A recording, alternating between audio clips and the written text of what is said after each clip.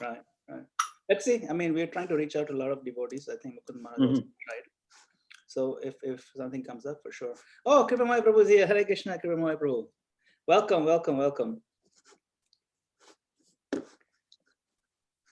I am going to. Kripamoya Prabhu, Haribol. Hare Krishna. Why is muted?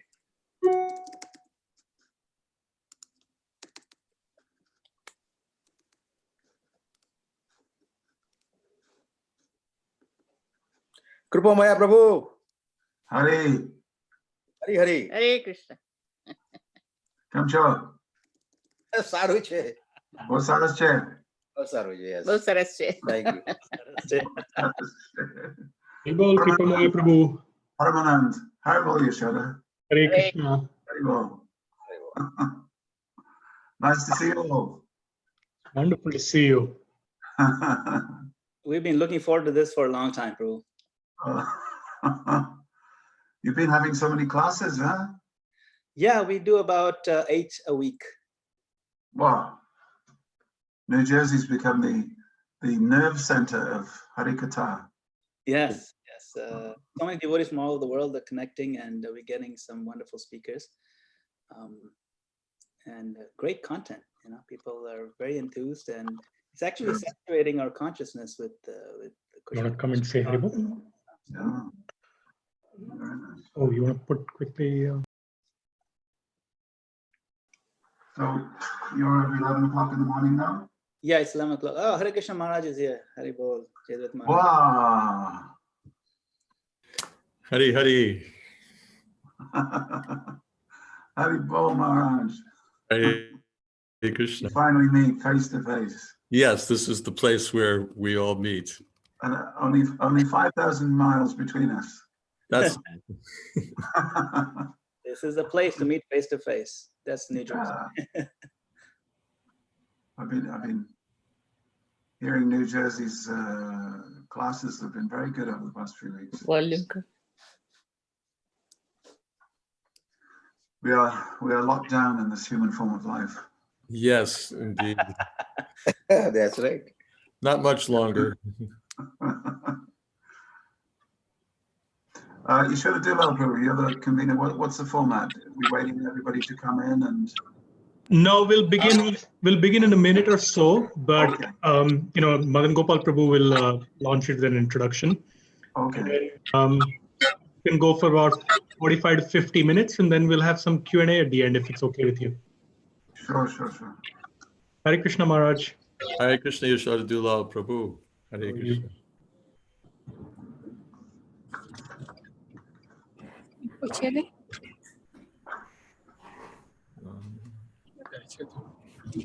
Note नहीं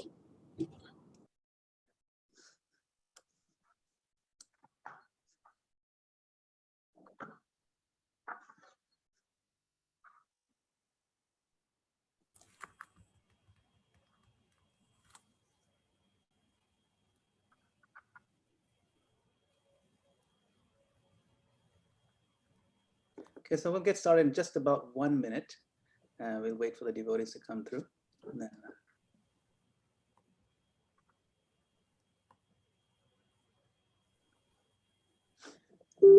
we have YouTube also going on.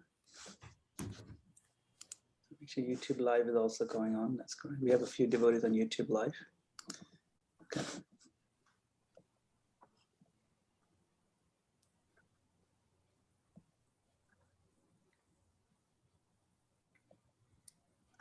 All right, it's 11:02.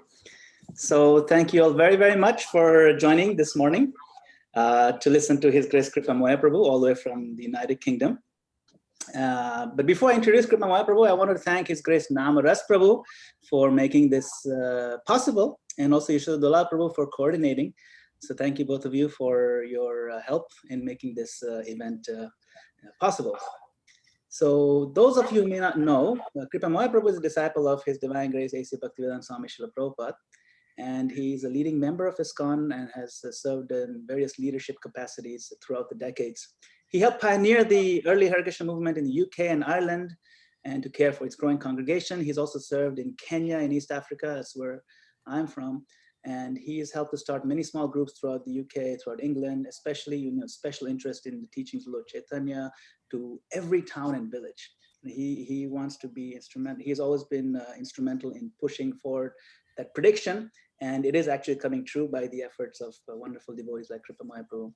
Now, interestingly, his maternal grandfather was actually stationed in Allahabad, India in the 1880s with the British Army. And his grandfather predicted that this boy will become a preacher. And also when Kripamoya Prabhu was about 9 years old, he told his mother, I want to be a monk with an orange robe and shaven head. At that time, his mother thought nothing of it, but, it came about. Now, Prabhu has visited India more than 30 times, leading groups of spiritual seekers, sacred places, introducing them to the country's culture. He teaches his own students in small groups, on retreats and online. He has appeared on TV and radio and print. Actually, let me see if I can have a little picture of him. Yeah, there you go. Can you see that? Yeah, that's some pictures of Kripamoya Prabhu. That's him in the UK Parliament teaching them the truth. He's preaching from Bhagavad Gita over here, leading kirtan, and he conducts a lot of traditional Indian weddings and other ceremonies. You can see he's conducting an engagement ceremony over here. You can guess whose engagement ceremony that is. That was right here in Towaco in 2012. And he is married to Her Grace Guru Jana Padma Mataji for 40 years. And they have 3 children, Janavi Jivan, Mali, and Tulsi Preeti Dasi, who lives, Tulsi Preeti is married to our own Namras. So we have, it's all in the family. It's a family event today. And so this is a picture of the 2012 engagement ceremony that took place right here in Towaco. So we're so happy to have Prabhuji back at home, really, and joining us and enthusing us. So speaking of enthusiasm, he'll be addressing us on the topic of how to maintain enthusiasm in one's bhakti. And we feel that he's especially empowered to speak on this because he has been leading in that area of enthusiasm and his own decades of enthusiastic service to Srila Prabhupada. Thank you very much. Hare Krishna. Hare Krishna. So, Hare Krishna, everyone, and thank you for a wonderful introduction. I wonder who wrote it. There was a meeting of psychics, and the meeting of psychics was cancelled, and there was a sign outside that said, meeting cancelled due to unforeseen circumstances. So when psychics get together, they're meant to be psychic. So when we get together to talk about enthusiasm, you better make sure that the speaker knows something about enthusiasm. So I pray to God I do. Thank you for all being here at 11 o'clock in a New Jersey morning. I'm very happy to be with you.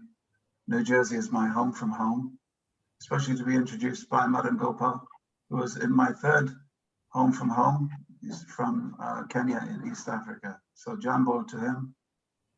Namaste, Namaskar, and Kemcho to everybody else, and Hare Krishna to you all. Yeah, I suppose one thing that qualifies me for speaking about maintenance of enthusiasm is if I can say to you that I'm still interested in Krishna consciousness, still inspired, still continuing after a number of decades, which I can. So I have those qualifications. Sometimes people say to me, Prabhuji, did you ever leave Krishna consciousness? And I say, yes. I say about 7 times. And then each time I went to sleep that evening after deciding to leave, and I woke up in the morning and I decided to join again. But then I tell them that as we go through life, we are different people. The reasons that brought you into Krishna consciousness in the first place may not be the reasons that keep you there. So maintaining your enthusiasm may consist in you finding different reasons to be a devotee. Because I am now 63, and that is different from the person I was when I was 17, when I first walked in the Hare Krishna temple door. Different from the person I was when I was 23, 33, 43, 53. Each time I had to find new things, new ways to retain my enthusiasm. So some of you are young, some of you are not so young, some of you are eternally young, but your body is beginning to complain a little bit. And I will say we have to find different reasons to be enthusiastic, because our mind and senses are different as time goes by. One thing Hare Krishna movement has been very good at is to introduce young people, new people, fresh people. One thing we have not always been so consistently good at is to maintaining the enthusiasm of our members over the decades. So I thought to speak a little bit about how we can individually maintain our enthusiasm. You know, apart from Krishna consciousness, I also like reading dictionaries. Maybe I have something in keeping with Jayadvaita Swami in this. I like words and I like finding the meaning of words. So the word enthusiasm, Srila Prabhupada uses it in different ways. But the English word enthusiasm goes back to the ancient Greek, and it comes from a word theos in Greek. And theos means God. And entheos means to be wrapped in God. And enthusiasmos, you can see where the word is growing now. Enthusiasmos means to be taken over by a God, to be taken over by God. And when God takes over your mind and senses, then immediately you become as dynamic as that God, because close proximity. So our Sanskrit word for enthusiasm is, of course, utsahan. Utsahan, it means a keen eagerness, a keen attraction, and a raga, if you like. Definition of raga is where we are enthusiastic for something without even thinking about it. We move towards it. You don't even have to think. And in our context, of course, in Krishna consciousness, the raga for Krishna is something that develops after some time, when we are somewhat qualified, when the impurities have been cast aside or dissolved out of our system, out of our mind. So how to get that enthusiasm, which is at the end of our spiritual journey, when our wonderful attraction for Krishna has been awakened, how to get that more near the beginning, how to get it right now. You see, when we first come to Krishna consciousness, we're very enthusiastic, aren't we? I love this. I love the devotees, I love the temple, I love Prasadam, I love the Kirtan, I love Prabhupada's books. I love it. I'm going to become an initiated disciple of such and such Maharaj. And then 3 years, 4 years, 5 years, 7 years, we begin to notice that the novelty has worn off a little bit. The enthusiasm may not be completely there. But I say to you, don't worry, this is the same for everybody. And Bhaktivinoda Thakur, he's talked about this. He said, we do not move in love of Krishna in a straight line. He said, it is like a snake. He's like a snake moves. He said, and occasionally the snake has to get rid of its skin. So it rubs up against a rock, and that rubbing up against a rock will remove the old skin. You see, the snake can only grow when the skin is removed.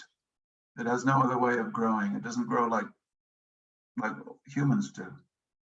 So he said, shedding the old skin, he said, this is like shedding our old unwanted habits. And then we move forward in our spiritual life. So occasionally in life, we do get rid of some old habits, but with that, we may get rid of some old identities as well. We may not feel ourselves to be exactly the same person who got initiated, for instance, or who made the first steps into spiritual life. And that's all right. That's the way it's supposed to happen. So we should never despair. We should never be unhappy that I don't feel enthusiastic, because you might be getting ready for shedding your skin and moving forward. Another way Prabhupada uses the word utsahan, or enthusiasm, is in the context of perseverance, determination, perseverance against all obstacles, and a certain happiness of spirit when you are doing something. So he uses the word enthusiasm in different ways. First, he says we should be enthusiastic in taking up Krishna consciousness. And then he says, by doing so, we can discover spiritual enthusiasm. So it's enthusiasm all the way through. But firstly, enthusiasm in practice, and then enthusiasm in perfection. Of course, you understand these things. So let's read something that Prabhupada said about utsahan, or enthusiasm. He says the very first principle is utsahan. Krishna says, sarva dharmam parityajya. And the devotee thinks, yes, I shall become a surrendered servant of the Lord. Krishna says, manmana bhavamad bhakto. And the devotee thinks, yes, I shall do this. I shall fix my mind on Krishna. I shall get up enthusiastically each morning. And a little while later in the same lecture, Prabhupada says, so this is for the enthusiastic devotee, and that's very important for spiritual life, because enthusiasm will drive you forward. I don't know if you know this, you probably know this example from the Upanishads and the Srimad Bhagavatam. He says like the jiva, the soul, is like an arrow. And the sound of the Lord's name, or the syllable Om, is like the bow. And the jiva and the mystical mantra, they join together like a bow and arrow. And as the bow is pulled and pulled and pulled, as the jiva pulls himself back, the target that this arrow is going for is the Supreme, the Parama Purusha. And so it goes. But when you fire a bow, the further back you go, the further forward the arrow will go. So it's a little bit like that in spiritual life, particularly in the beginning. We seem to be going back. It seems to be getting too difficult. There's quite a challenge. I have to get up early in the morning. I'm chanting, but maybe my chanting is not so. I don't feel enthusiastic, but this is all pulling back, and then off we go. So Prabhupada here is saying that the enthusiasm in the beginning is very important. That will make you go forward, and you'll discover your enthusiasm as you go.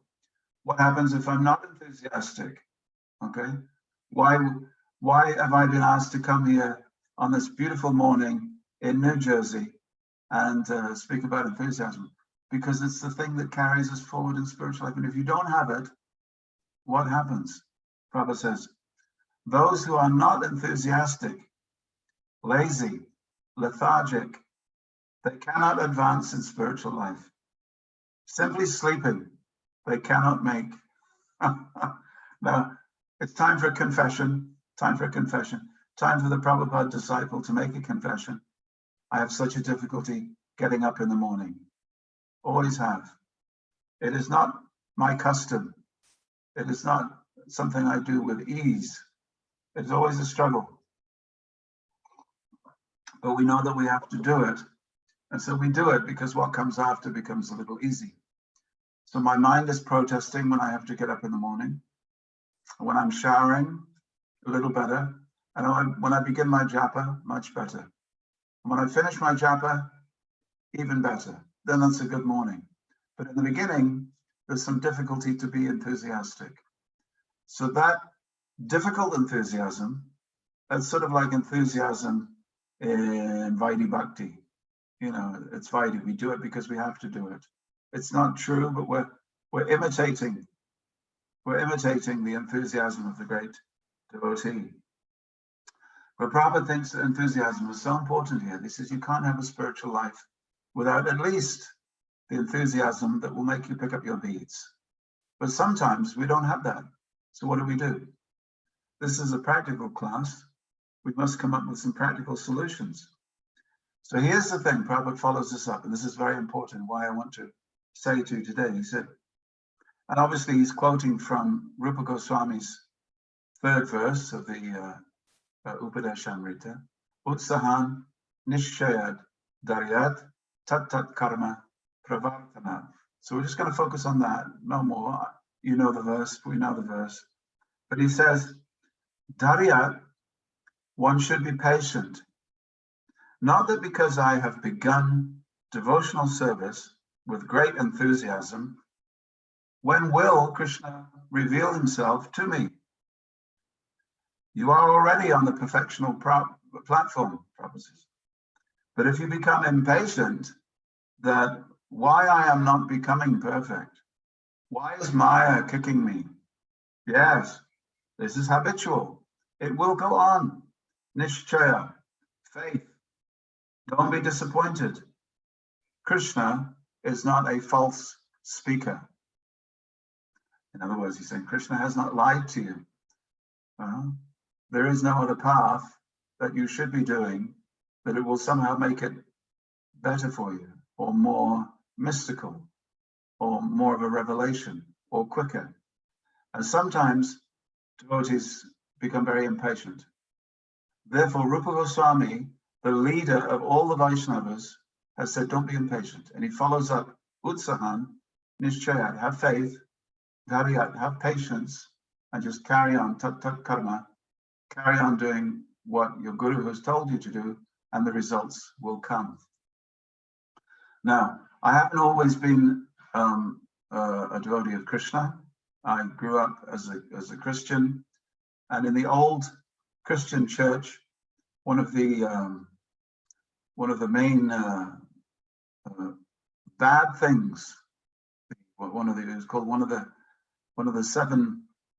8 deadly thoughts, and then 7 deadly sins, but 8 deadly thoughts was called asidya, and it was said to be a special problem for the monks, those who had more given themselves to spiritual life. And asidya means a type of apathy or depression. Because I gave myself to God, and now God doesn't seem to be giving himself to me. It is a big problem in spiritual life. I gave myself to Krishna so many years ago.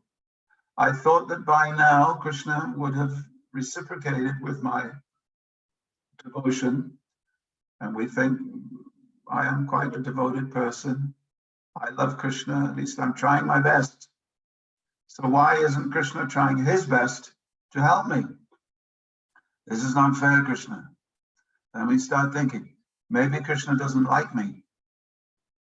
Maybe there is no Krishna. Maybe there is a Krishna, but the process does not work. Maybe the process works, but I'm not good enough for the process. And our mind comes up with so many things. So Rupa Goswami and Prabhupada has said, be patient. How long do I have to be patient for? Well, it will take a long time. When I was 20, Prabhupada came to Bhaktivedanta Manor, and I managed to sit close to him, and he was saying to the devotees that, he said, in your last life, he said, no, he said, you have many thousands of lives. He said, and after this life, you can have so many other thousands of lives. And in your lives past and your lives in the future, you can do whatever you want. In the past, you did whatever you wanted. In the future, you can do whatever you want. He said, but please, he said, just this one life. That's all I'm asking. Just give one life to Krishna. He said, it is not very long. Just give one life to Krishna and you will see. So I was only 20 and I thought, well, he says life is not very long, but actually there's a very long life I have to become Krishna conscious. So, but anyway, let me try. At least he's asked me for my whole life. I'll stay till next week. So I decided to stay a little longer. But when we, it has to be like just like now we're using something called Zoom. And a Zoom lens is something where you can go way back. You can be looking at the moon and then you go way back. You zoom out. So with us, we have to zoom out of this present life, and we have to look at our existence. We have to see it spread out in front of us. We have to see thousands of lives in the past, thousands of lives in the future, and just understand it's a very short time that we're spending doing this one life. And that will help us with our darya. It'll help us with being patient. And sometimes we may think, you know, am I really a devotee? When I was younger, I thought that this Krishna consciousness was for me. But I was only 25. But now I'm 45. I can understand that Krishna consciousness is not really for me, and I should have done something else. That's all right. I'll keep chanting, but I'm not very enthusiastic. So all these things come. So here's Srila Prabhupada's antidote. Just like now we're looking for a vaccine for this terrible, terrible virus that is rampaging through the world, taking many, many thousands with it. So we're looking for a vaccine. So this is the vaccine for the disease of asidya or apathy. Prabhupada said, he said, the sun rises in the sky when the time is right. He said, love for Krishna also arises in the heart when the time is right. You see, you cannot be impatient for the sun to come up, and you can't be impatient for your love for Krishna and your true enthusiasm to develop. You can't be impatient. You just have to be patient. He said, just like a young girl wants to become pregnant immediately when she gets married. She wants to become a mother immediately, but she has to be patient. It takes time. He says, so in the same way, when the time is right, love for Krishna will arise. And then finally, Prabhupada says, he says, rest assured, success is guaranteed. Success is guaranteed. So, an important element of enthusiasm is that some days you'll feel it and some days you won't. But by applying yourself as if you were enthusiastic, almost to make believe that I'm enthusiastic, this is Vaidhi Bhakti. I don't want to chant, but I chant because it's the right thing to do. And if I was enthusiastic, I would be chanting right now. So we do it with many different mixed motivations, not always pure enthusiasm. So on the days when we don't feel it, we still do it. And then that's the point at which enthusiasm becomes perseverance. So for that to be there, there must be determination. We must know, first of all, I have some enthusiasm for this Krishna, and the aim is to go to Krishna. The aim is to serve Krishna, understand him and love him and feel this. But I don't feel it right now. Therefore, I'll use my determination to reapply myself today. And that's called perseverance. Perseverance is very, very important word. And in order to do that, we need patience. So all these things go together, you see, enthusiasm, determination, perseverance, and patience. That's why Rupa Goswami sort of puts them all in the same thing, because when you add them all together, that is spiritual life. In the purport to Bhagavad Gita, chapter 6, verse 24, Prabhupada writes, he says, the yoga practitioner should be determined. Okay, let's hear how many times it comes up again. The yoga practitioner should be determined and should patiently prosecute the practice without deviation. Okay, that's three qualities there. One should be sure of success at the end and pursue this course with great perseverance, not becoming discouraged if there is any delay in the attainment of success. Success is sure for the rigid practitioners. So that's these 7 things Prabhu said. And he says them over and over again. Why? Because Rupa Goswami says them. And Prabhupada quotes Rupa Goswami. He says, regarding Bhakti Yoga, Rupa Goswami says, and if you know it, say it with me, Utsahan, Nishchayad, Dharyad, Tat Tat Karma, Pravartanat, Sangatyagad, Sato Vrati, Shadbir Bhakti Prasiddhati. One can execute the path of Bhakti Yoga successfully with full-hearted enthusiasm, perseverance, determination, and by following the prescribed duties. Is the extra one, number 8, in the association of devotees, and by engaging completely in activities of goodness. That's why Upadesh Amrita is the Amrit of Upadesh. Usually when you get a book and the title is something Amrit, you know that there's going to be something that's going to be sweet. When I was very young, we used to travel around the country, and sometimes we used to stay in people's homes. And our diet was, every day was khichdi. Every day was khichdi, khichdi, khichdi, khichdi, khichdi.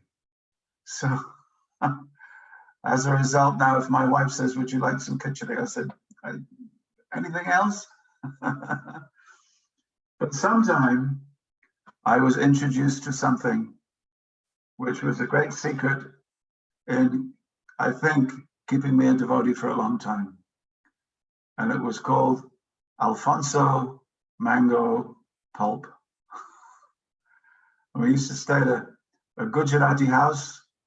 And in this Gujarati house, of course, because we all came in wearing in those days, the Bhagwata Vesh. Not anymore, I'm afraid, but the Bhagwata Vesh. They said, oh, we must feed the sadhus. And so they fed the sadhus very nice, very nice sabji rice, rotli, and then mango rasam. Alfonso, only Alfonso, out of a tin from India. And this was like, I thought that I had gone to Swarga. I thought that I'd gone to heaven. So, Amrita. Mrita, of course, it means Amrita, deathless. That which gives you a taste of eternity. Anyway, so when a book is called Amrit, it normally means that there is no skin. It's like a fruit where there's no skin, no peel, no seeds, no stone, no fiber. Those fibery bits you get in an orange. There's none of that. It's just freshly squeezed fruit juice, but even no water in it. It's just the essence of the essence. That's Amrit. So when Rupa Goswami wrote the Upadesh Amrit, he really meant it. It's the juice of the fruit of the tree of teaching. And if you follow it, that's the essence, that's the pure Amrit. So it's very condensed. It's a condensed juice, very sweet. So that's why everything is all in these verses. Now, the one thing that kills our enthusiasm dead is the one thing that gives us enthusiasm, of course, is chanting Hare Krishna, Krishna Krishna, Hare Hare, Hare Rama, Rama Rama, Hare Hare. And Srila Prabhupada said, he said, when you're chanting the Maha Mantra, he said, you're holding on to Krishna's hand. He said, you're holding on to Krishna's hand when you chant the names of Krishna. And when you're not chanting Hare Krishna, you're not holding Krishna's hand. So always chant Hare Krishna. But of course, that enthusiasm comes to us as a gift. It is not something that you can do yourself. You can smile, you can jump up and down, you can try to be enthusiastic, but You know, if Krishna has not graced you, then you can look like a devotee, but you won't be one. Some years ago in Germany, there was a big magazine, still a big magazine, called Stern. And Stern magazine in Germany was very good at printing scandals with photographs, politicians and entertainers, film actors. Anyone that was doing something wrong would have to be in the pages of Stern magazine. So the son of the manager of Stern magazine, he was about 19. So his father told him, he said, we need to do an expose on Hare Krishna. He said, I want you to go there and I want you to live with them and become one. And then when you've been living there for some months, you come back and tell me, and we'll have a big story for the magazine. And so the boy, or the young man, came to the temple, and he was really working hard. He shaved his head, no hair, tilak, dhoti, kurta, and in every kirtan he was most enthusiastic. But it was not real. It was not real. He was jumping up and down, but it was not real. He was smiling and laughing, but it was not real. He was faking it because he was there to expose the Hare Krishna. Then, because he stayed there for 2 months, chanting with enthusiasm, Hare Krishna, with fake enthusiasm, Rama Rama, Hare Hare. What happened was he developed real enthusiasm. And his father called him up. He said, okay, have you got the story for the magazine? He said, Father, I have to tell you, they're wonderful people. Don't write any story about them. He said, look, I didn't want you to really become one of them.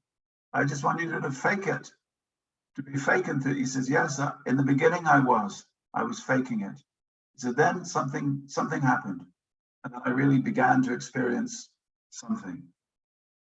So I thought that was interesting. But the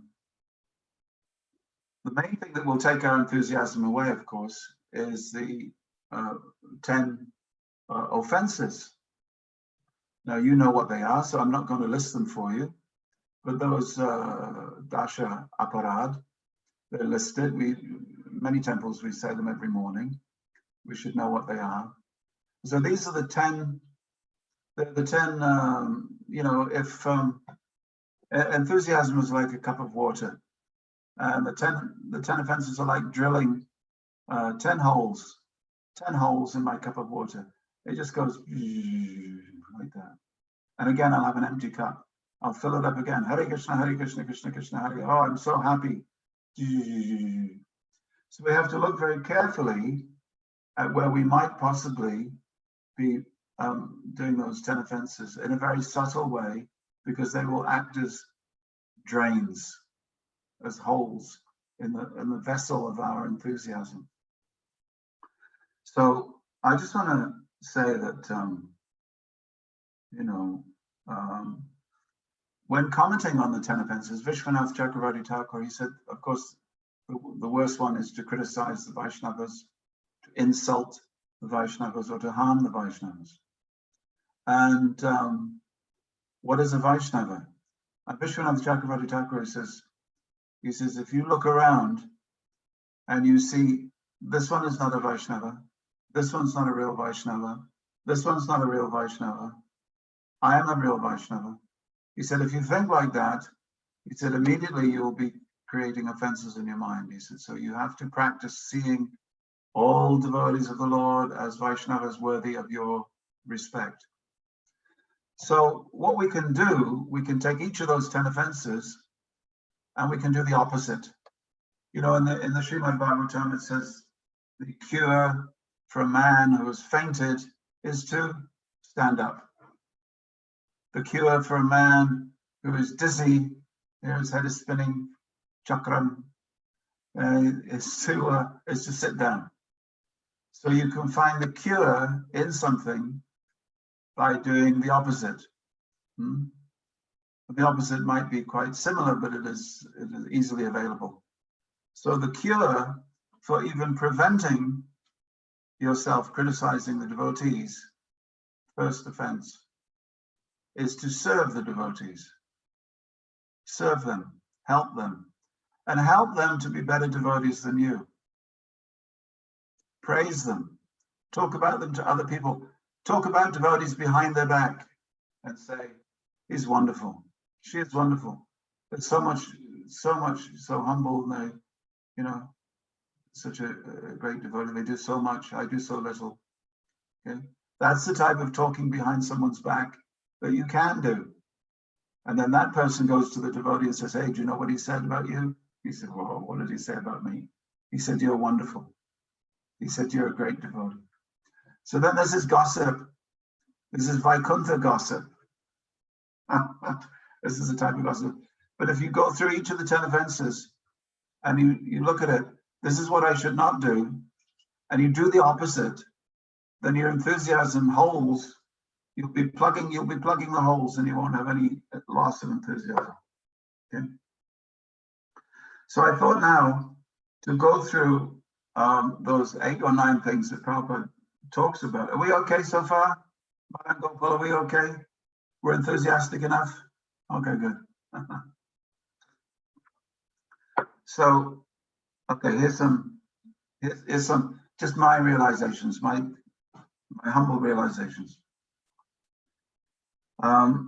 One thing that Prabhupada said is that I wrote these books not for you to sell, but for you to read. He said, the only criticism I have of my disciples is you don't read enough. You don't read my books. I wrote them for you. You know, practically speaking, the whole of this Krishna consciousness movement, it's selling books on very high topics to people that didn't want them. The point is that there were actually books written for us. So we must try to read them and try to understand the essence of the Siddhanta, because Siddhanta or Tattva is the foundation for everything else that we do. That is establishing the target. If you know where you're going in life, then it will be much easier for you to go there. See? Just like everybody, people now, because of the virus, because of coronavirus, they can't go on their holidays. So there's an intensity of wanting to go on holiday now. People want to, okay, the lockdown should finish, let me go. I want to go on holiday. I want to do so many things. So people have this mental imagery of where I want to go. And normally when you look for a place to go on holiday, you look at pictures. You look at the internet, or you look at a holiday book, and you have a picture in your mind of where you'd like to go. In the same way, we should be very careful to understand where we want to go in spiritual life, what's realistic for us, how much we have to pay to get there, what we have to do, what luggage you can take with you. I go to Heathrow Airport, London Heathrow Airport sometimes, and people are going to different parts of the world. And some people, they don't know that you can't bring 50, 60 kilos with them. They have a fridge, they have a microwave, they have, and the person behind the check-in counter is saying, I'm sorry, you can't bring these things with you. And the person is going, you know, they're usually going to Africa or Pakistan or wherever. They say, but they're my things. And she's trying to explain very patiently, I'm sorry, sir, I'm sorry, madam. We cannot put all this luggage on the plane. You can't take it with you. This is your luggage, but it's our plane. And if you bring all that luggage with you, you won't be able to go to where you want to get to. So Siddhanta explains not only where we're going, but it also explains what luggage you can take with you and what you can't. And that's very important for us. We can't take all of our baggage. I'm sorry, you just can't take it with you.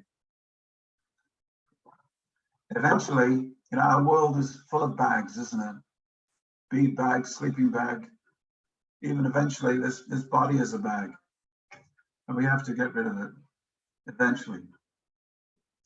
So it's very important to understand the target, the means of achievement, and the obstacles that might be there along the way. That's why I said in Pancharatra is a scheme of teaching that was taught by the Lord over 5 nights. And Pancharatra says that the Guru must explain to the disciple where he's going, how to get there, what perfection will be, and what are the problems along the way. Because if you encounter a problem and Guruji has not told you that it's a problem, then you'll be very surprised. You'll get to the airport, you know, you'll say, I'm sorry, you cannot take it with you. No one told me. So in the beginning, you have to know these things. A perfect example of enthusiasm for me is the young Brahmin who came into the court of the king. And he was shining. He was shining. You know this thing of when you have spiritual enthusiasm, the body picks up on that spiritual enthusiasm and it shines. At one time there was a New York policeman, and he came up to Prabhupada. He came up to Prabhupada and he said, Prabhupada, no, he didn't say Prabhupada. He said, excuse me, sir. He said, do you know you're glowing? I mean, so this was a physical thing. This was actually a physical thing. You could see Prabhupada's glow. It wasn't just something that the disciples made up because they wanted him to be, special. Other people could see it too. And that time when Prabhupada was on a plane, and the captain of the plane said, oh, your followers are all bright-faced. He said, they're all bright-faced. So Prabhupada was very happy to hear that. I was very happy to hear that. So someone who was glowing, someone who had a bright face, he was a young Brahmin. And he came to the king, and the king said, you're glowing. He said, how are you so enthusiastic? He said, a normal question when you're in India is, what is your country? Or what is your name? What is your country? And who is your guru? Especially when you go to the south of India, they will always ask, who is your guru? Okay. And so the king said, who is your guru? Who has given you a special mantra, a special sadhana, that you're so enthusiastic? And the young boy said, well, he said, I actually have 24 gurus. And then he told the king who his 24 gurus were. And Krishna himself is telling this story to Uddhav. This is in the Uddhava Gita, the 11th canto. So Krishna says to Uddhava, he says there are three stages of finding a guru. He said, first you have to be enthusiastic to find one. He said, in your mind itself can be a guru. Second stage of finding a guru is that the entire universe begins to speak to you and everything gives you lessons. So this was the stage of this young Brahmin. And he, 24 items and people and places, they gave him information. Anyway, the point is, he had 24 different perspectives. And so it's very helpful to discuss Shastra and discuss the philosophy with at least 24 different people. Why not? Why not get a conversation going with different devotees? You get things from different perspectives. And as Prabhupada said, if you discuss my books from different lights of vision, different angles of vision, then you will understand completely. So enthusiasm also means to act with the expectation that Krishna himself will help me. And it means that even if I don't feel it, I have faith that Krishna's grace will descend upon me, because it's all grace actually. It's all Krishna's prasad. This spiritual enthusiasm that we're hankering for, that we're practicing for, is something that comes as a gift from the Lord himself. There's nothing we can do to sort of create it within ourselves. It's there, the soul is there, but we have to reconnect the soul to the powerhouse. Therefore, Prabhupada, he always used to say, didn't he? He said, you take the piece of iron, cold steel, cold iron, black, put it in the fire, leave it in the fire, take it out after a few minutes, and it will glow like fire, and it will even act as fire. You can burn things with this piece of iron. Why? Because it has been associating with fire. So in the same way, we're associating with matter, and if we associate with Krishna, we're associating with spirit. That means we become more spiritual. So the name of the Lord, the fame of the Lord, the glories of the Lord, the characteristics, the beauty, the teachings of the Lord, all these things are spiritual transmissions. And so the cold iron heart that we have begins to glow. And when it does, enthusiasm manifests itself as a keenness, Prabhu says, an eagerness to serve the Lord. And as I say, if we don't have that, we do that with whatever motivation we can muster. But the story is told of Ramanujacharya, who was asked by his guru, Kanchipurna, who was offering a very simple service to Varadaraja, the Lord in Kanchipuram. He said, I myself don't do a complicated seva for my Lord. He said, if you want, you simply bring some water from the river every day to the Lord. And he did it, and he did it very happily, did it very enthusiastically. He'd been given some service. Later on, when he was asked by Kanchipurna's godbrother Mahapurna to go and take Diksha from another Purna, Goshti Purna, he walked a long way to get there. And then the Guru said, maybe next time. And then enthusiastically he walked again and again and again. And eventually, after 19 times, each time with enthusiasm and the hope that the mercy of God would come to him, he got initiated. And we had a devotee in England. His name was Tribhuvana. And he was a devotee that personally asked me to become a devotee. And he used to play the mridanga.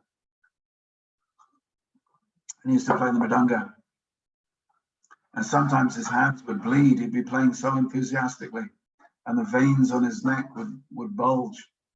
He was such an enthusiastic mridanga player, but he couldn't really play the mridanga. And Prabhupada laughed because there was no beats. It just ching, ching, ching, ching, ching, ching, ching, ching. And Prabhupada said, just see. He said, he was just banging, banging, banging. He said, but he's enthusiastic. He is enthusiastic. So enthusiasm, one must couple that. It can't be just a feeling, but it has to become a determination to do something. This is called sankalpa. Just like if we're doing a puja or something, we first fix our mind on what we're going to do.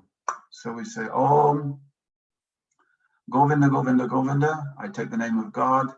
Adya, today, Yajamanasya, for my Yajaman, we're going to do this. And then by God's grace, let me get to the end of this. So you're saying, today I'm going to do it. By God's grace, let me get to the end of it. This is sankalpa. And Prabhupada told us a story, famous story. We tell it very, very often in ISKCON, of the sparrow and the ocean. It's enthusiasm mixed with determination. She knew what she wanted. She wanted to get her eggs back. She wanted to get her babies back. There's nothing more determined than a mother for her children, even a sparrow, a tiny bird. And so she started pecking the ocean.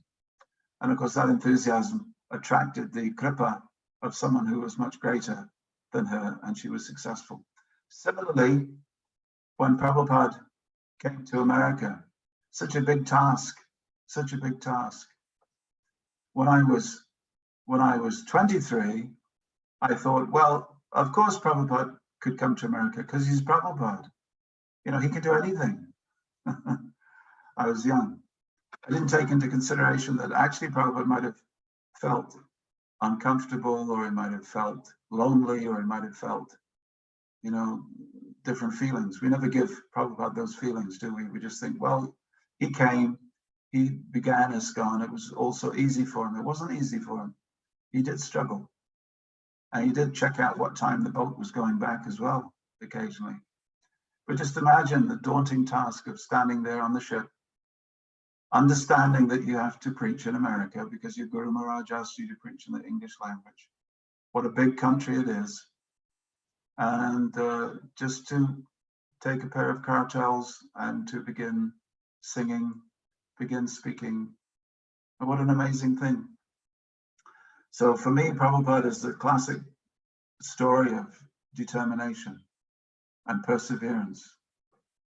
And don't forget that he had to go through 1 year of difficulties getting his Bhagavad Gita stolen, and the rain and the snow.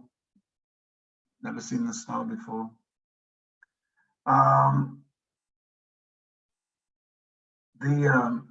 The popular story people tell, of course, is of the frogs and the cream. You know that one, Madan Gopal? The frogs and the cream. Yes. Yeah, you know it?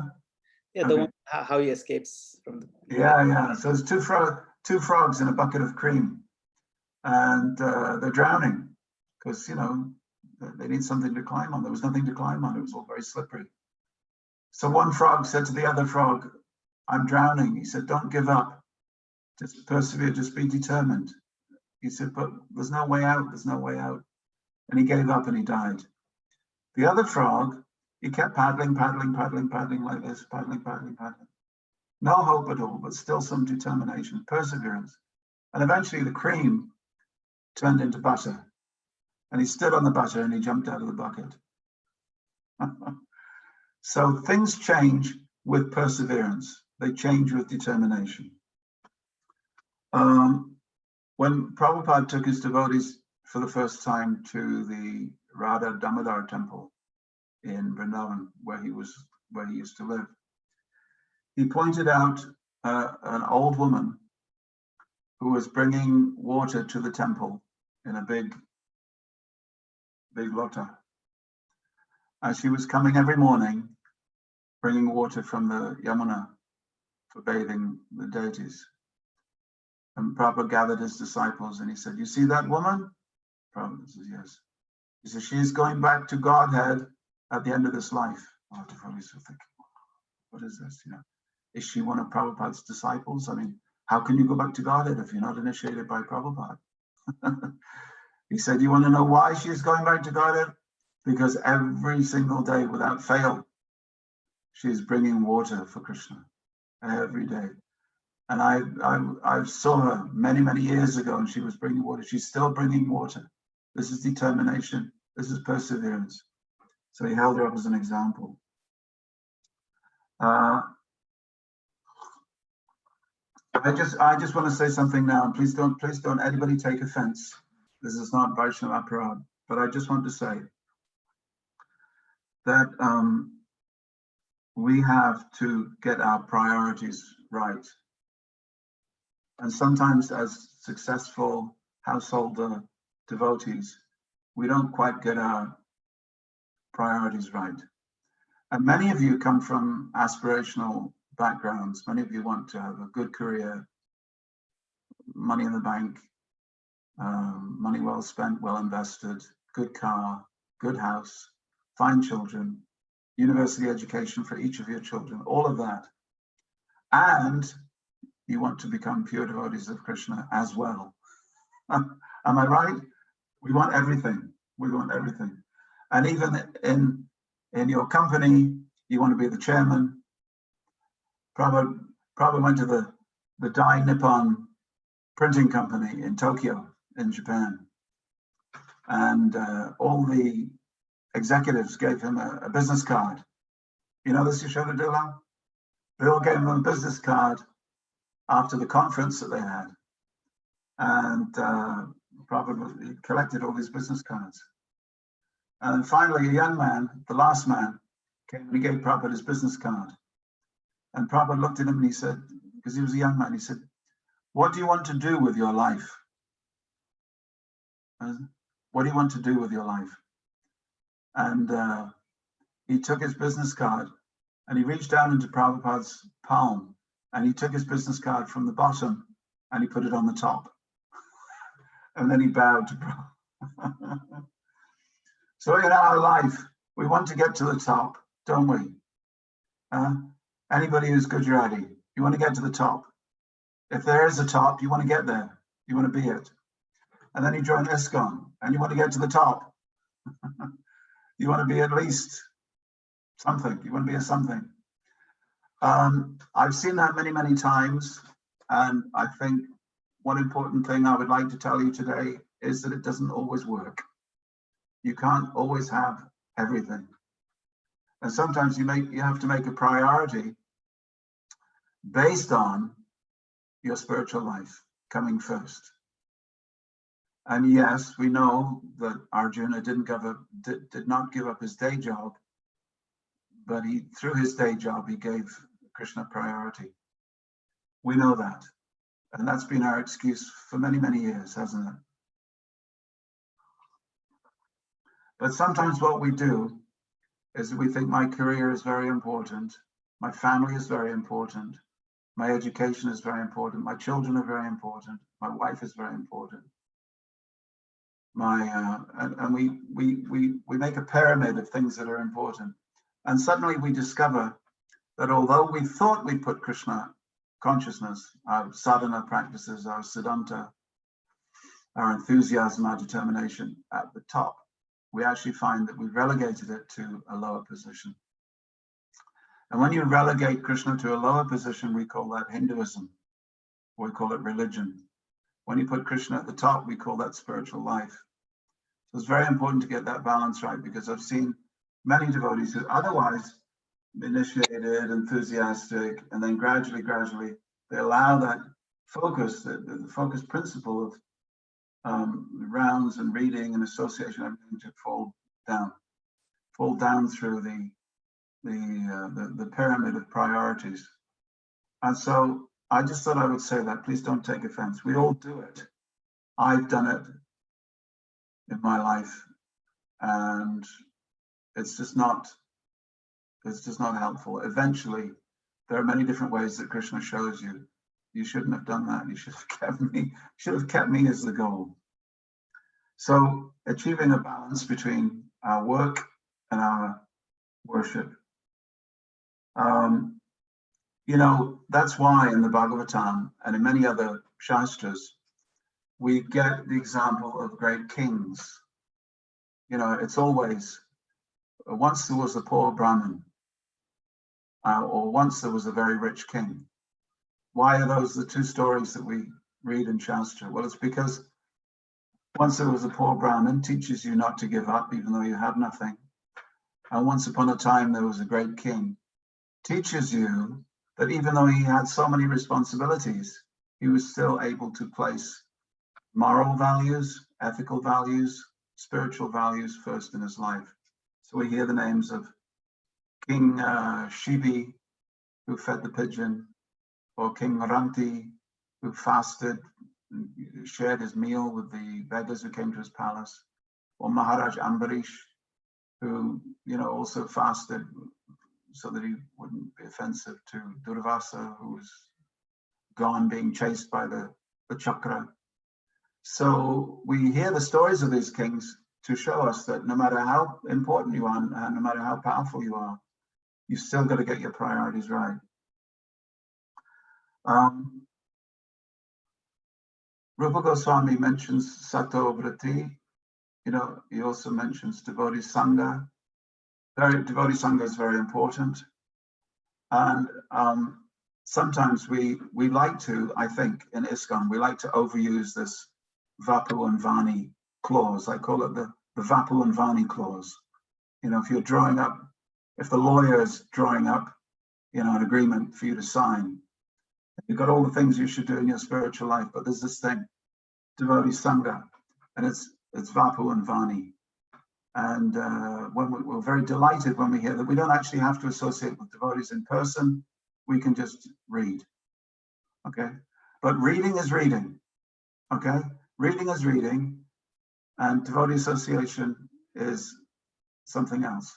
Yes, there is Vani, we know that, that's philosophy, but come on, Vapu is equally important because you are in Vapu consciousness. If you're in Vapu consciousness, you need a Vapu person to come and help you. So very important. His Holiness Shivaram Swami was telling me that in Hungary, they were playing with the idea of starting a devotee mentorship system. Mentorship just being another word for Sangha, but dividing the community, which was 100 people, into smaller groups, and that those small groups would meet every week.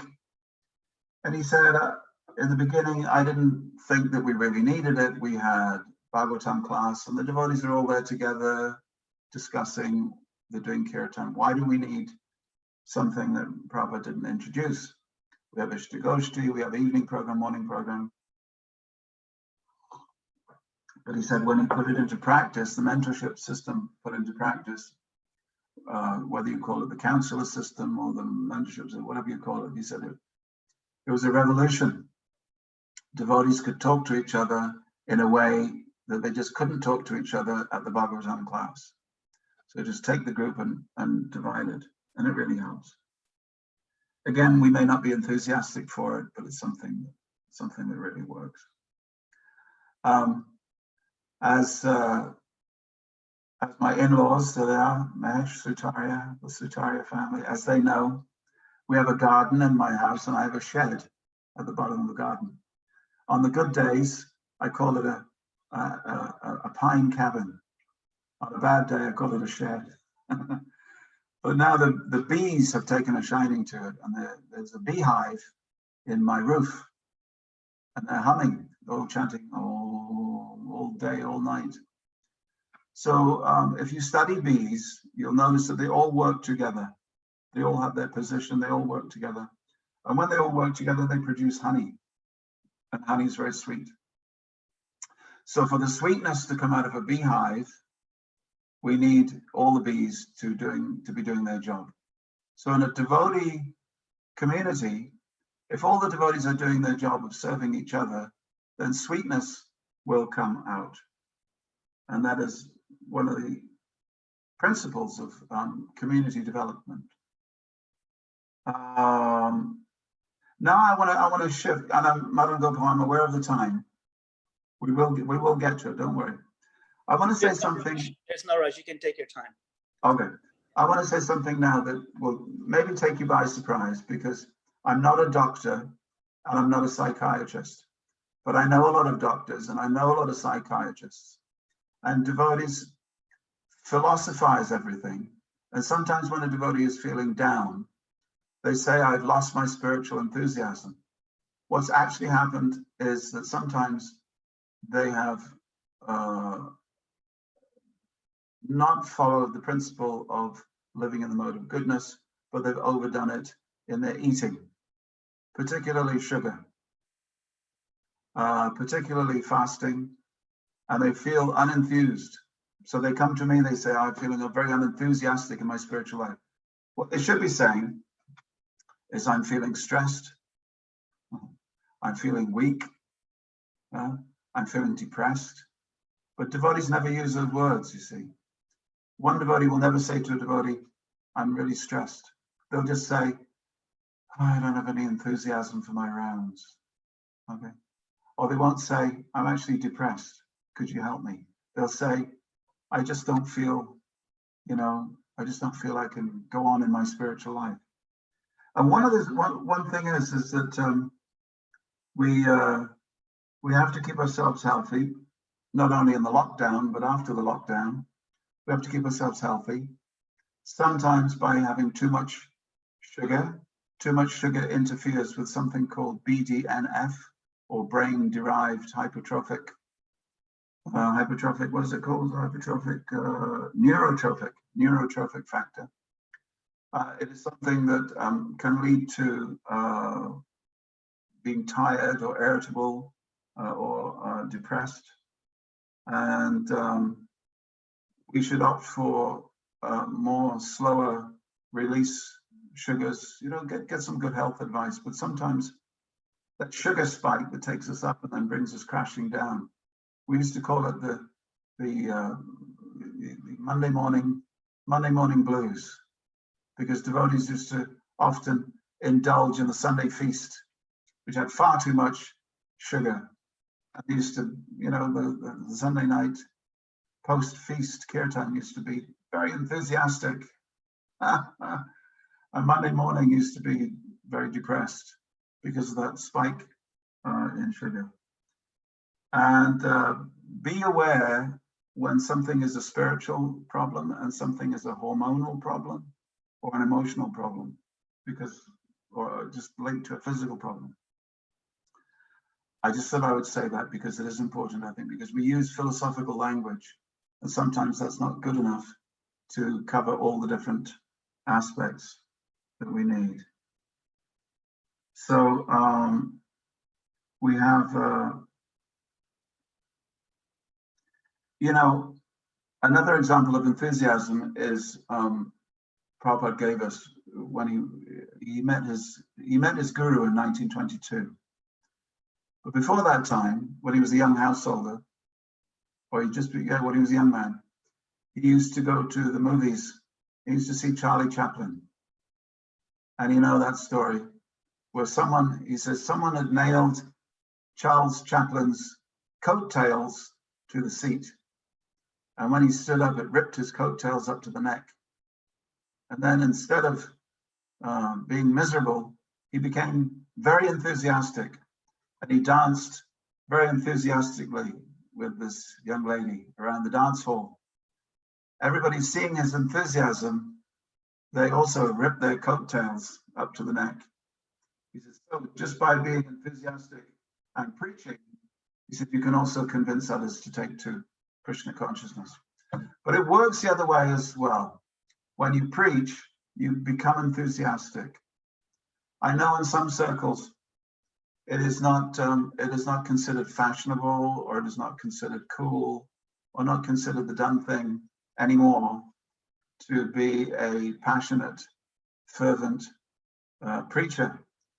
We think, that's how we used to do in the old days, but there is room. Let me tell you, there's a lot of people who are still anxious and waiting for a devotee to come to them and give them something.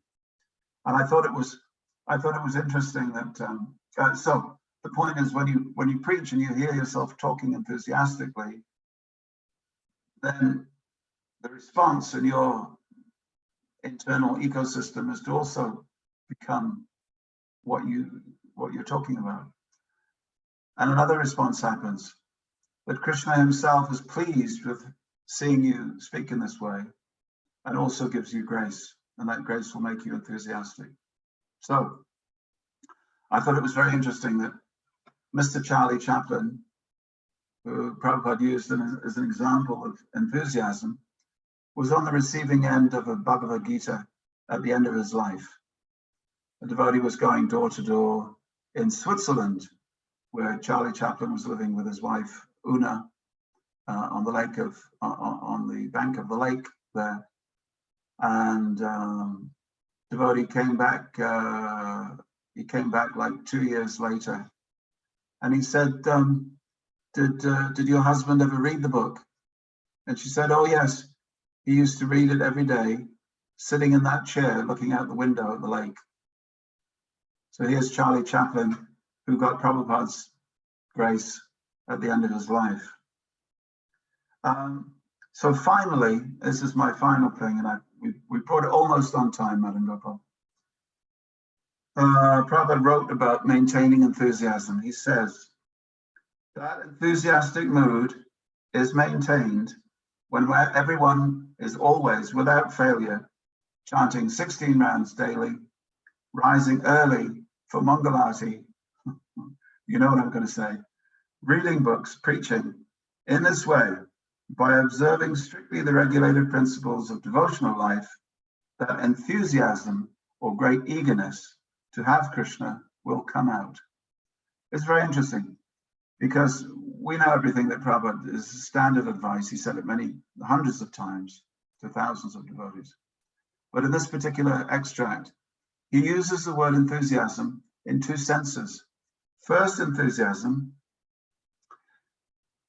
you need to have in order to do the rounds and the reading and the Mangalati and everything like that. And if you do it, then he said that enthusiasm or great eagerness to have Krishna will come out. So there's, and then from the sadhana comes the real superlative enthusiasm to have Krishna. That was a letter in 1972. So let us remember that it requires Krishna's mercy for us to be enthusiastic, and our efforts give the Lord a pretext, or it's called vyajya. Vyajya gives the Lord a pretext. In other words, you can't force Krishna by your rounds. Whereas you can't say, when I've chanted 24,000 rounds, Krishna's grace will come. It doesn't work like that. Krishna may give or may not give. But when you make the effort, that gives Krishna a pretext. Gives Krishna a pretext, an excuse to give you, not that he has to, but it gives him an excuse to give you a benediction. And Bhaktisiddhanta Saraswati, Srila Prabhupada's guru, he said it is just like a man who has fallen in the well. He said he is sitting in the well, he cannot get out, and a man comes and with compassion, he throws down a rope. And he says to the man, here is a rope, please take it. But the man says, help me, help me, help me. The man says, take the rope. The man says, help me, save me. You see, the rope comes, that is compassion, that is Krishna's mercy. But your effort is holding on to the rope. And in that way, you can be helped. So it is a combination in spiritual life. It is a combination of your effort and the compassion of the Lord that will help us develop enthusiasm and maintain it. Hare Krishna. Hare Krishna. Thank you so much, Kripamoya. So I just wanted to make a comment of appreciation. You know, you made a point about, you know, there's Vani and then there's also Vapu, and the power of Vapu, it's actually so compelling because we read about enthusiasm, we talk about enthusiasm, but until we see the enthusiasm oozing out from the eyes of an actual bhakta who's practicing and living it, you know, it doesn't move us sufficiently. So I'm appreciative that you have taken the time and you know, as in my eyes, I see you're an embodiment of enthusiasm just by the smiles and just your conviction, and also the sobering messages that you gave us, you know, the proper perspective, that zoom out and see this is just one lifetime out of trillions. Let us put things in perspective. You know, that was very, very moving and sobering. And ironically, sobering and enthusing at the same time, because usually sobering is something that's almost considered an opposite of enthusing. But when somebody slaps us out of our slumber, if we are intelligent, we'll smile, the response of that slap. So now the question is that sometimes what happens, it's not that we don't know what to do. Sometimes we know the path, we know it very well, theoretical, we even know the step by step. But what has happened is over the decades of not practicing properly, we may develop a thick crust of cynicism. And you mentioned that acedia that also develops. And sometimes it may be hard to break through. And so perhaps you could give us an, you know, way to say prime the pump of enthusiasm, you know, that we know we have the well in our heart. We need to reconnect it. The pump has gone dry and a little bit of, you know, so if you can give us some. Yeah, you know, I think anything that I said today for the past hour, you knew already. This is all basic stuff. But the reason I insisted on Vapu rather than Vani is because Prabhupada also gave us Vapu. He put us together in a house that was too small for most of us. The average size of the Hare Krishna temple in my youth was something like between 8 and 15 people. And there were big places like New York, Los Angeles, Chicago, London, Bombay. Even Mayapur didn't have many people. So apart from that, ISKCON meant living in a house with 8 to 10 to 12 other people. Prabhupada did that because he knew the power of living in an ashram. Mm. But that was when 98% of all devotees of ISKCON lived like that, and 2%, there was only a few lived not like that. Now, 95% of devotees don't live in a temple, they don't live together with others, they may never have lived together with others, and they may have no intention of living together with others. So we need new ways of coming together. And when we do come together, it can't always be socializing. Mm. Socializing, Mexican food, socializing, entertaining lecture, slideshow, nice kirtan, one of the children leading the Shingadev prayers, Mexican food, Italian food, Gujarati food. You know, these things, it's wonderful. These are very good things. But there must be a forum in which you can say to another devotee, I just don't feel convinced. You know, when I was a young devotee, I believed in this stuff. I don't think I believe in it anymore. What should I do? You have to have friends that are close enough to you that you can say that and they won't be shocked. And that they'll have some support. They'll have some encouragement for you. See, encouragement, the word encouragement, courage means to feel fear, but to be brave and to do what you need to do. Encouragement means to give a person the power to take the step that they need to take, but to feel frightened about doing that. There's always fear. So in spiritual life, it's not that rubbing of the snakeskin is easy. It's not getting rid of old habits is easy. It's not getting, when you come to the next point in your spiritual life, when you have to take the next step, when Krishna says, all right, you've been doing this for a long time, but you're not a young devotee anymore.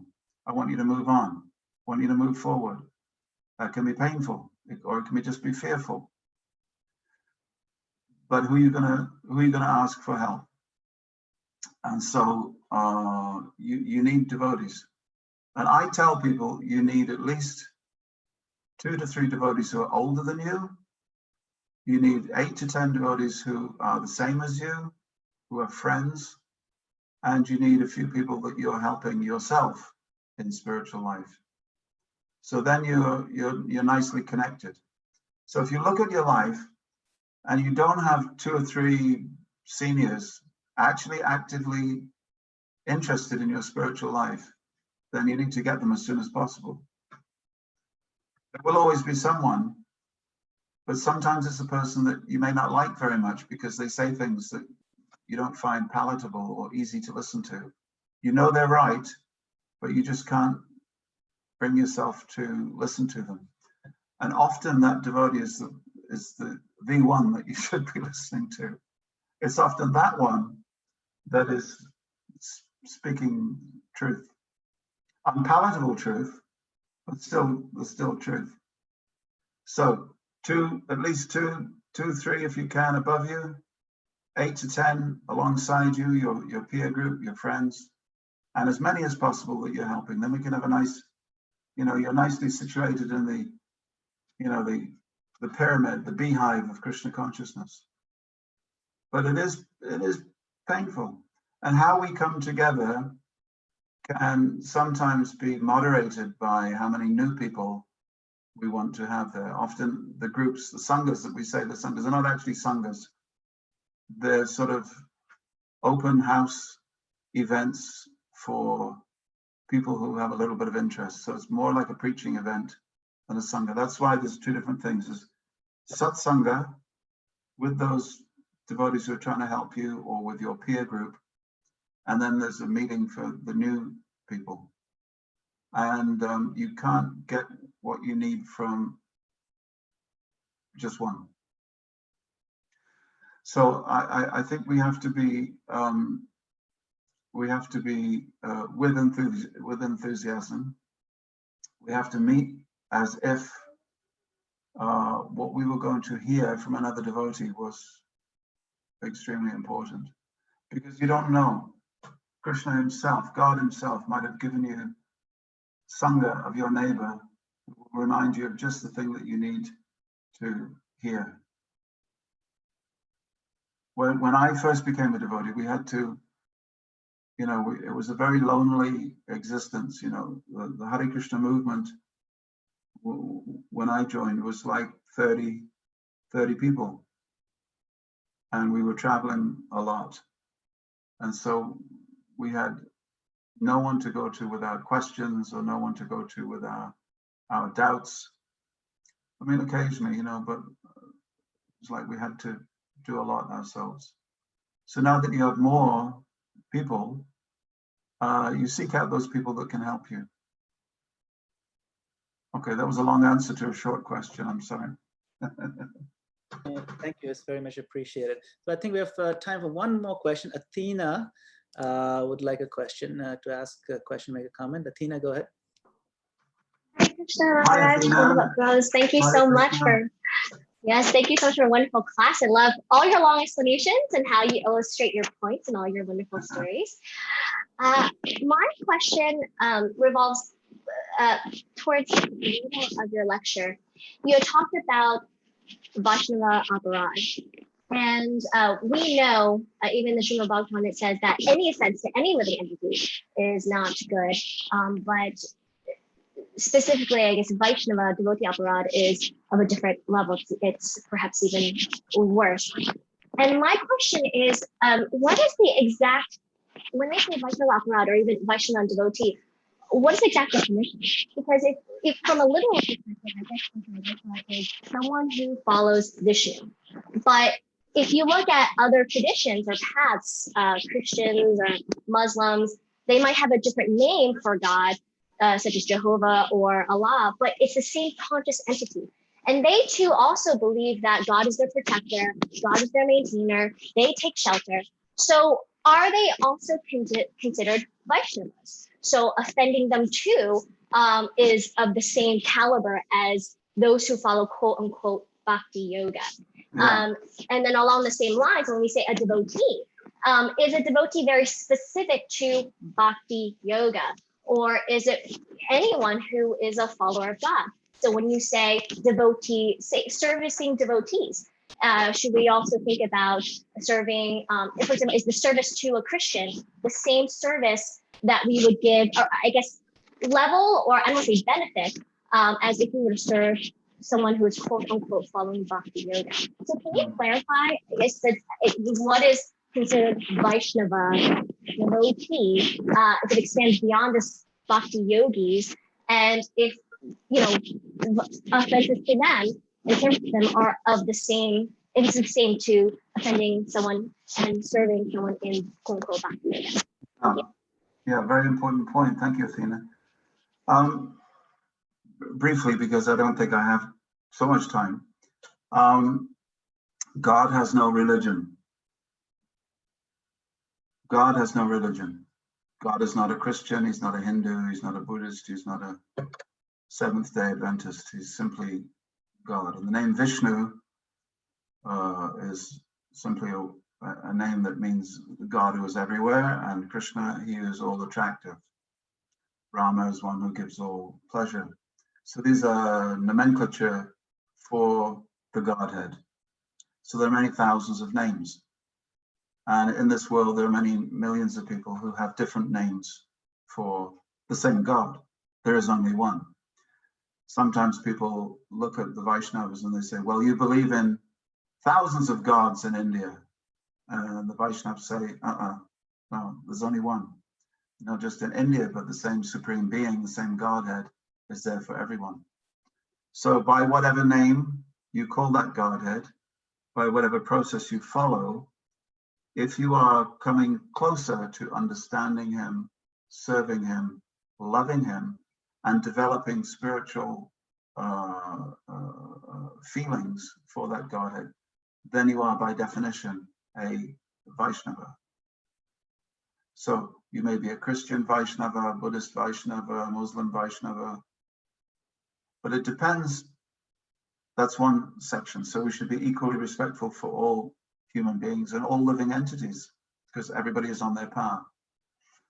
When I was young, I'd been interested in Buddhism. I'd been brought up as Christian. And I asked the devotees, what do you believe in? And I said, okay, I was very facetious. I was very critical of the devotees. I said, okay, this is the bit where you tell me that you're right and everybody else is wrong. And they said, no. They said, everybody is on the path to Krishna because there is only one. And I said, wait, you believe that everybody's on the same path? And they said, yes. I said, well, where does it say that in your beliefs? And they said, well, Krishna says that. So they pointed out in Bhagavad Gita where Krishna says, every living being is on my path. But as they surrendered to me, I reveal myself to them. It's reciprocal. Now, if a person is interested in God as his servant, in other words, I'm interested in what God can do for me, that's not quite bhakti. It may look like bhakti because he's praying. It may look like bhakti because there's a religious building. It may look like bhakti because they say God a lot. But if he's not looking for God to serve God, but rather God to serve him, that's not bhakti. If the goal of his life, the end goal, is not to dwell with God as God's servant in a loving relationship for eternity, if you can't find that in the sayings of the saint or the avatar or the prophet, if you can't find that, then they may not be quite on the target. And that's also not bhakti. It's God focused, but it's trying to use God for, so the definition of bhakti is pure love for God, which is completely free from selfish motivation or a desire for mystic power or a desire for the enjoyable things of this life or the next life. And so that is the definition. So everybody's on the path to Krishna, whatever they call themselves, and they're all deserving of respect. Everybody is not on the path of pure bhakti, even though they may be on the path of Krishna. And so we have to make that discrimination. So we're interested in universally understanding a person's place, but we're also interested in being very specific about the goals and the means to achieve those goals. So there's two balancing things there. But generally speaking, a Vaishnava is very interested in being respectful and kind and compassionate to all. And in fact, that's one way that you will find a Vaishnava, because they're genuinely respectful to all. Is that okay? Thanks, Athena. Thank you, everyone. And thank you, Madan Gopal. Thank you very much, Prabhu. I think that's all about the time that we have for today. And Swamiji. And Swamiji is also here. Jayalalitha Maharaj stayed with us the whole time. Thank you, Maharaj. He's hiding. Yes. Let me see. Thank you for hiding, Maharaj. And I just have one quick announcement to make for all the devotees. It'll just take 1 minute to make it. So this is the kickoff to the fantastic Get Inspired weekend that we've been having. So if you can see on the screen, we just had His Grace Kripamoya Prabhu on maintaining enthusiasm. And this evening, in just a few more hours, we have His Holiness the Amrita Swami who'll be addressing us. And then tomorrow evening, we have His Grace Anuttama Prabhu on the importance of communications between devotees. So tomorrow evening at 6 p.m. Please join us on the same channel. And we have programs every night, Monday, Wednesday, Friday, His Holiness Jayadvaita Swami at 8 p.m. and more speakers on other days as well. So please don't miss out. Appreciate all your support in showing up and enthusiastic participation. And we look forward to seeing you very much. And thank you once again, Kripamoya Prabhu, for spending so much of your valuable time with us here in New Jersey. And if anybody wants to say a quick Hari Bol, you can unmute yourself and offer your greetings. Hare Krishna. Shri Prabhupada ki jai. Hare Krishna, Hare Krishna. Hare Krishna. Hare Prabhu, thank you. Hare Krishna. Prabhu, can you enable my video? Hare Krishna. Thank you so much again, Hare Krishna. So wonderful. Krishna. Thank you. See you all again sometime. Okay. Don't know where, don't know when, but I'm sure we'll meet again. Haribo. Hare Krishna, Kripamoya Prabhu. Hare Krishna, Thank you. thank you. Hare Krishna. Wonderful. Jai Jai Namah. Hare Krishna. Hari Haribo. Hare Krishna. Hare Krishna. Hare Krishna. Hare Krishna. Dandavat Prabhu. Hari Bol.